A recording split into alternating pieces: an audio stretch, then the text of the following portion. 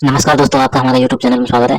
पशु परिचर के लिए हमने नई टेस्ट सीरीज चालू की है। 10 दिन में आप पशु परिचर की तैयारी कर सकते हैं। इसमें फर्स्ट रिवीजन द्वारा मॉडल पेपर तैयार किए गए हैं। आप मॉडल पेपर को जल्दी जल्दी 1 या 2 बार 3 बार जितनी बार हो सके फर्स्ट रिवीजन कीजिए और इसमें आप कम समय में अच्छी तैयारी कर पाएंगे। और आपने यदि अगर चैनल को सब्सक्राइब नहीं किया तो चैनल को सब्सक्राइब कर लीजिए, वीडियो को लाइक कीजिए, शेयर कीजिए। अब देखते हैं आज का हमारा अपना मॉडल पेपर। बछड़े के आहार स्वरूप खीस का सबसे प्रमुख कार्य क्या है? दोस्तों, खीस का सबसे प्रमुख कार्य क्या होता है?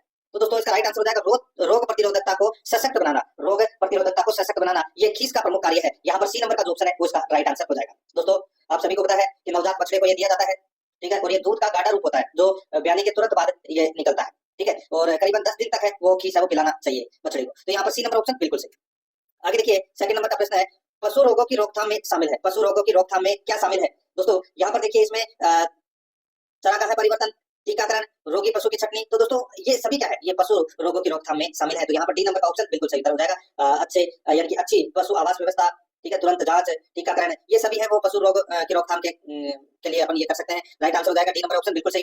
3 नंबर का प्रश्न इसमें देखिए, नवजात बछड़ों में बीक्यू टीका किस उम्र में लगाया जाना चाहिए? बताइए, नवजात बछड़ों में बीक्यू का टीका किस उम्र में लगाया जाना चाहिए? तो इसका राइट आंसर हो जाएगा दोस्तों, ये 3 माह में लगाया जाना चाहिए दोस्तों, ठीक है। यहाँ पर अपना इसमें ए नंबर का जो ऑप्शन है वो इसका राइट आंसर हो जाएगा। और ये बीक्यू टीका है, ये लंगड़ा बुखार से बचाव हेतु दोस्तों वर्षा ऋतु से पहले 3 माह की आयु में ये लगाया जाता है, ठीक है। राइट आंसर हो जाएगा यहाँ पे ए नंबर ऑप्शन बिल्कुल सही। 4 नंबर का प्रश्न इसमें देखिए, घी में वसा प्रतिशत कितना होता है? घी में वसा प्रतिशत कितना होता है? देखिए, दूध में तो पानी करीबन 90% होता है। दूध के अंदर पानी की मात्रा है वो करीबन 90% होती है, और घी में जो वसा का प्रतिशत होता है वो होता है दोस्तों इसमें 99%। यहाँ पर सी नंबर का जो ऑप्शन है वो इसका राइट आंसर हो जाएगा, इसमें याद रखना, ठीक है। आगे देखिए दोस्तों, यहाँ पे 5 नंबर का प्रश्न है, निम्नलिखित में से कौन सी लेयर्स की विशेषता नहीं है? अब दोस्तों मैंने आपको बताया एक है बॉयलर और एक है लेयर्स।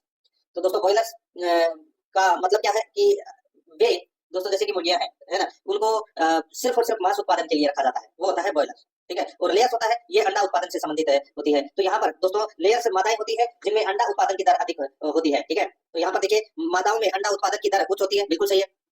पक्षियों को ताजा संतुलित आहार दिया जाता है, तो दोस्तों ये भी बिल्कुल सही है। सबसे अच्छी परतें व्हाइट लेगोर्न की होती है, तो दोस्तों बिल्कुल सही है। सर्वाधिक अंडे दोस्तों व्हाइट लेगोर्न मुर्गी की नस्ल है वो देती है। यहाँ पर अपना इसमें राइट आंसर हो जाएगा वो है इसमें डी नंबर का। देखिए कौन सी विशेषता नहीं है? तो देखिए इसमें इनमें टीकाकरण नहीं होता, तो दोस्तों इनमें तो टीकाकरण होता है, ठीक है। राइट आंसर हो जाएगा यहाँ पे डी नंबर का जो ऑप्शन है वो इसका बिल्कुल सही उत्तर हो जाएगा इसमें। आगे देखिए 6 नंबर का प्रश्न है, निम्न में से बाह्य परजीवी रोग उत्पन्न करने वाले अवयव हैं। बाह्य परजीवी रोग उत्पन्न करने वाले अवयव हैं वो कौन से हैं? दोस्तों यहाँ पर देखिए बाह्य परजीवी रोग, तो दोस्तों इसमें देखिए जूं और पिस्सू ये बाह्य परजीवी रोग है। तो यहाँ पर डी नंबर का ऑप्शन राइट आंसर हो जाएगा, ए और बी दोनों, ठीक है। 7 नंबर का प्रश्न इसमें देखिए, जिस दूध में वसा नहीं होती उसे कहते हैं, जिस दूध में वसा नहीं होती उसे क्या कहते हैं? दोस्तों इसका राइट आंसर क्या हो जाएगा? देखिए यहाँ पर उसको देखिए स्कम्ड मिल्क बोलते हैं उसे, स्कम्ड मिल्क, ठीक है। राइट आंसर हो जाएगा यहाँ पे बी नंबर ऑप्शन बिल्कुल सही, यानी कि जिस दूध से फेट पूरी तरह निकाल दिया जाता है उसे स्कम्ड मिल्क है वो कहा जाता है। तो यहाँ पर अपना इसमें राइट आंसर क्या हो जाएगा? वो है बी नंबर ऑप्शन बिल्कुल सही। 8 नंबर का प्रश्न इसमें देखिए, उस प्रक्रिया को क्या कहते हैं जिसमें दूध को उच्च तापमान तक गर्म किया जाता है? बताइए, उस प्रक्रिया को क्या कहते हैं जिसमें दूध को उच्च तापमान पर गर्म किया जाता है? तो दोस्तों उसको बोलते हैं पाश्चुरीकरण। पाश्चुरीकरण यानी कि सी नंबर का ऑप्शन बिल्कुल सही उत्तर इसमें हो जाएगा, याद रखना, ठीक है। बहुत ही अच्छा प्रश्न है। नेक्स्ट आगे देखिए, यहाँ पे 9 नंबर का प्रश्न है, मुर्गी के अंडे में कवच होता है। बताइए, मुर्गी के अंडे में कवच होता है। यहाँ पर आप देख सकते हैं मुर्गी के अंडे में कवच कुल अंडे के भार का दोस्तों 8 से 11% होता है, ठीक है। तो कुल अंडे के भार का 8 से 11% है वो दोस्तों अंडे में कवच होता है। यहाँ पर अपना ए नंबर का जो ऑप्शन है वो इसका बिल्कुल सही उत्तर इसमें हो जाएगा, याद रखना, ठीक है।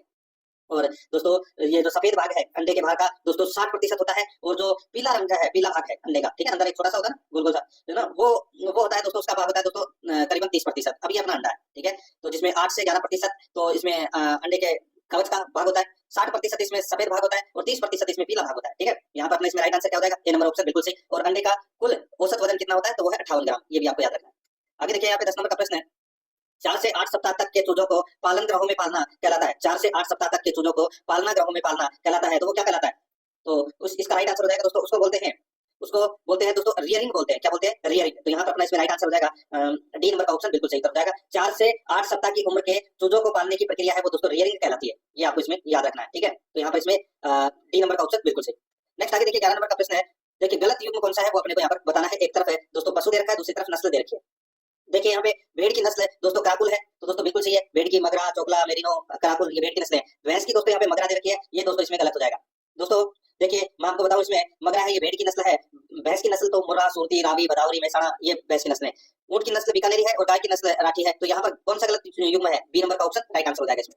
12 नंबर का प्रश्न इसमें देखिए, विश्व में महीन ऊन उत्पादन के लिए प्रसिद्ध भेड़ की नस्ल है। महीन ऊन उत्पादन के लिए प्रसिद्ध भेड़ की नस्ल है तो वो कौन सी है? दोस्तों इसका राइट आंसर हो जाएगा वो है इसमें मेरिनो। तो यहाँ पर अपने इसमें राइट आंसर डी नंबर का ऑप्शन बिल्कुल सही था, इसमें हो जाएगा। मेरिनो भेड़ का जो जन्म स्थान है वो है दोस्तों स्पेन, ये भी आपको इसमें याद रखना है, स्पेन है, ठीक है। और ये अब सारे विश्व में दोस्तों फैल गई है। और ये भेड़े हैं वो बारीक ऊन के लिए प्रसिद्ध है, 7 से 13 किलो ऊन है वो प्रतिवर्ष प्राप्त होती है इस भेड़ से। डी नंबर का ऑप्शन बिल्कुल सही। 13 नंबर का प्रश्न इसमें देखिए, गाय के दुग्ध दोहन की सर्वोत्तम विधि क्या है? गाय के दुग्ध दोहन की सर्वोत्तम विधि कौन सी है? तो दोस्तों वो है सूखे हाथ द्वारा दोस्तों दूध निकालना, ये सर्वोत्तम विधि है, ठीक है। राइट आंसर हो जाएगा डी नंबर का ऑप्शन बिल्कुल सही हो जाएगा। कई लोग क्या करते हैं कि गीले हाथों से दूध निकालते हैं, तो दोस्तों थनों को गीला करने से कभी कभी तेल, मक्खन या लार का प्रयोग है वो किया जाता है, तो इससे क्या होता है कि थन की त्वचा है वो फट जाती है। तो यहाँ पर डी नंबर का ऑप्शन बिल्कुल सही हो जाएगा। आगे देखिए 14 नंबर का प्रश्न, निम्न में से सही सुमेलित नहीं है, कौन सा इसमें सही सुमेलित नहीं है? एक तरफ बीमारी है, दूसरी तरफ है इनके कारक है। देखिए यहाँ पे डेगनाला, डेगनाला दोस्तों ये जो बीमारी है ये किस लिए होती है? तो दोस्तों भोजन में सिलेनियम की अधिकता के कारण दोस्तों ये रोग होता है, ठीक है, बिल्कुल सही है। हीमोफीलिया ये एक आनुवंशिक रोग है, तो दोस्तों ये भी बिल्कुल सही है। टिक फीवर प्रोटोजोआ ये गलत हो जाएगा, सॉरी ये भी सही है इसमें। ट्रिक फीवर प्रोटोजोआ रोग है, इसका कारण है, बिल्कुल सही है। रिकेट, रिकेट है ये दोस्तों विटामिन डी की कमी से होता है, यहाँ पर विटामिन सी दे रखा है, तो यहाँ पर डी नंबर का ऑप्शन बिल्कुल सही हो जाएगा। 15 नंबर का प्रश्न इसमें देखिए, एक संकर बच्चिया का प्रथम ब्यात की आयु होती है, एक संकर बच्चिया की प्रथम ब्यात की आयु कितनी होती है? दोस्तों इसका जो राइट आंसर हो जाएगा वो है प्रथम ब्यात की आयु दोस्तों 20 से 24 माह होती है, 20 से 24 माह है। राइट आंसर हो जाएगा यहाँ पे ए नंबर का ऑप्शन बिल्कुल सही हो जाएगा, याद रखना, ठीक है। नेक्स्ट आगे देखिए यहाँ पे 16 नंबर का प्रश्न है, निम्न में से किस नस्ल की बकरी की पिछली टांगों पर घने बाल होते हैं? बताइए कौन सी बकरी की टांगों पर यानी कि पिछली टांगों पर घने बाल होते हैं? तो यहाँ पर इसका राइट आंसर हो जाएगा वो है इसमें कौन सी? तो वो है जमुनापारी बकरियां, जमुनापारी बकरियां। तो यहाँ पर अपना इसमें बी नंबर का ऑप्शन बिल्कुल सही उत्तर इसमें हो जाएगा।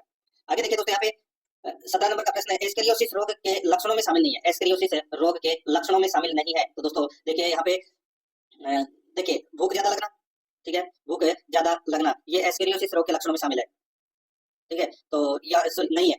पेट दर्द, दांत खिटखिटाना, पेट लटकना ये एस्केरियोसिस रोग के लक्षण है, लेकिन भूख ज्यादा लगना ये नहीं है दोस्तों। यहाँ पर ए नंबर का ऑप्शन बिल्कुल सही उत्तर इसमें हो जाएगा, याद रखना, ठीक है। कभी कभी दस्त होना, पेट दर्द, भूख दोस्तों कम लगती है, इसके अंदर भूख ज्यादा लगना ये गलत दे रखा है, ए नंबर ऑप्शन सही।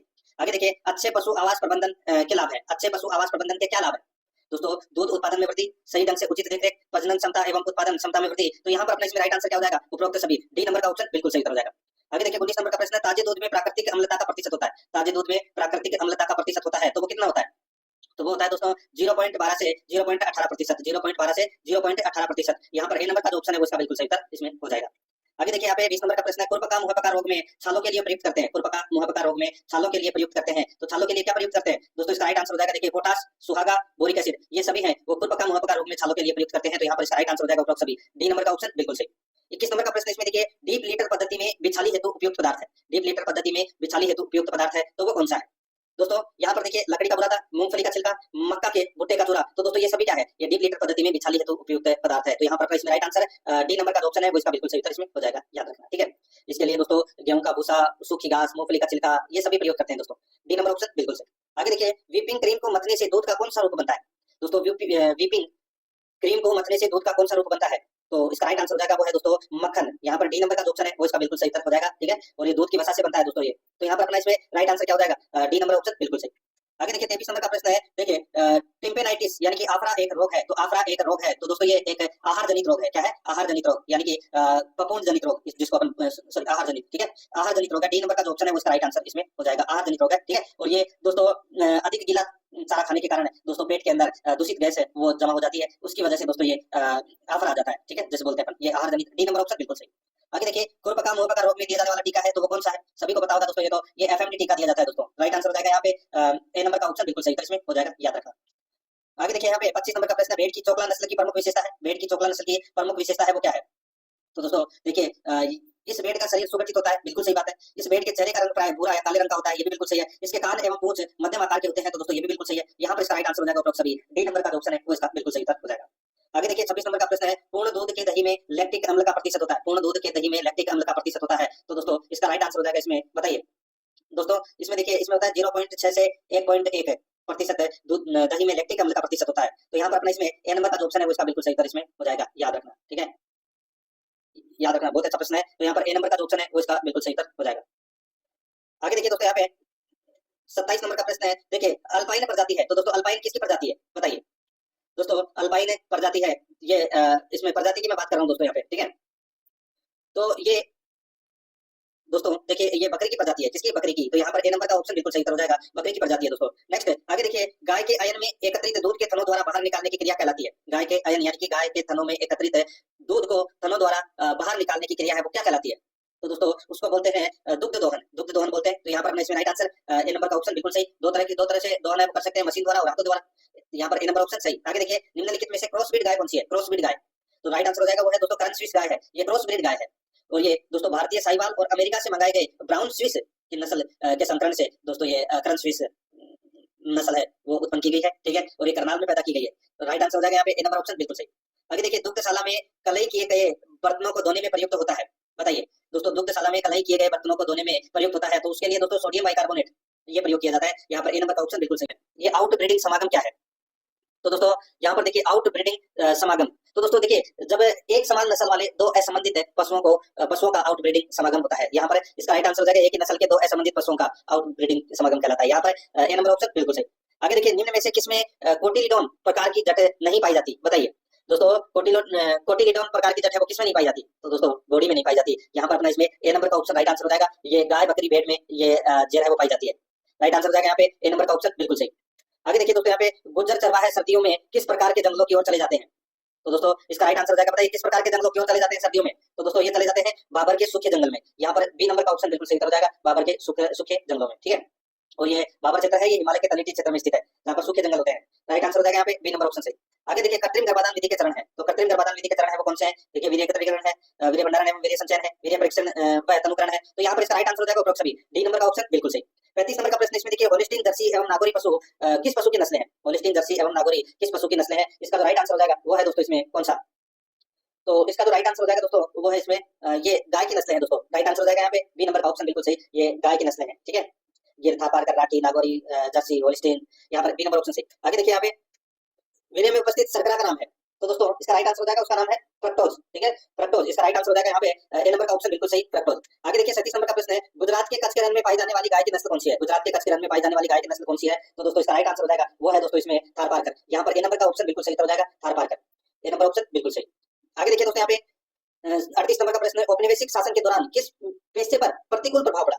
औपनिवेशिक शासन के दौरान किस पेशे पर प्रतिकूल प्रभाव पड़ा? तो दोस्तों इसका जो राइट आंसर हो जाएगा वो है इसमें देखिए चरवाहों का पेशा पर, चरवाहों का पेशा पर। तो यहाँ पर इसमें राइट आंसर क्या हो जाएगा वो है इसमें सी नंबर का जो ऑप्शन है वो इसका बिल्कुल सही हो जाएगा। आगे देखिए भारतीय वन्यजीव बोर्ड का गठन कब किया गया? दोस्तों भारतीय वन्यजीव बोर्ड का गठन है वो 1952 में किया गया था। राइट आंसर हो जाएगा यहाँ पे ए नंबर का ऑप्शन बिल्कुल सही, 1952 में। आगे देखिए राष्ट्रीय उद्यान के बारे में निम्नलिखित में से कौन सा कथन सही है? तो कौन सा कथन सही है राष्ट्रीय उद्यान के बारे में? दोस्तों यहाँ पर देखिए इसमें एक आरक्षित क्षेत्र जिसका उद्देश्य इसकी प्राकृतिक वनस्पति, वन्य जीवन और प्राकृतिक सौंदर्य को संरक्षित करना, ये दोस्तों राष्ट्रीय उद्यान का के बारे में जो कथन दिया गया है वो बिल्कुल सही है। यहाँ पर अपना इसमें राइट आंसर हो जाएगा बी नंबर का जो ऑप्शन है वो इसका बिल्कुल सही उत्तर हो जाएगा। दोस्तों आपने पशु परिचर का मॉडल पेपर देखा, हमारे सभी मॉडल पेपर प्ले लिस्ट में तैयार है। आप वहां से प्ले लिस्ट में से अपने पुराने मॉडल पेपर भी देख सकते हैं, सभी मॉडल पेपर प्ले लिस्ट में है। आप एक एक दो करके सभी मॉडल पेपर को फास्ट रिवीजन कर लीजिए। ये फास्ट रिवीजन से इसके अंदर जितने भी सवाल है आपको कम समय में जल्दी से जल्दी तैयारी मिलेगी। 10 दिन में हमारा टारगेट है, 10 दिन में पूरा कोर्स कंप्लीट करा दिया जाएगा। इसके अंदर आप हमारे मॉडल पेपर को देख करके अपनी तैयारी मजबूत कर सकते हैं। वीडियो देखने के लिए आपका बहुत बहुत धन्यवाद। चैनल को सब्सक्राइब कर लीजिए अगर सब्सक्राइब नहीं किया है तो।